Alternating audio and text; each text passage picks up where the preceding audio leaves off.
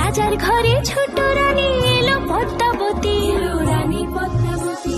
রাজার আরো 6টি রানীর ছিল না সন্তান, পদ্মাবতীর কোলালোতে মিলল সমাধান। বছর যেতে জন্ম নিল 7 ছেলে 1 মেয়ে, হয় খুশির আকাশ হঠাৎ কালো মেঘে গেল ছেয়ে।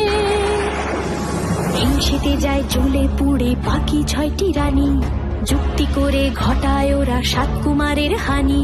সুযোগ মতো 7 ছেলেকে মাটিতে দেয় পুঁতে, বাঁচে একা পারুল, ওরা পায় না তাকে ছুতে। ধাইমা বাজায় সেই মেয়েকে বড় করে তোলে, 7 ভাইকে পায় যে পারুল 7টি চাপা ফুলে।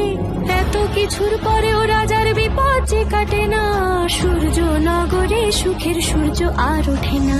হিংসা বিবাদ বিচ্ছেদ আর প্রেমের কাহিনীতে পারুল বোন কি পারবে 7 ভাই চম্পাকে জাগাতে।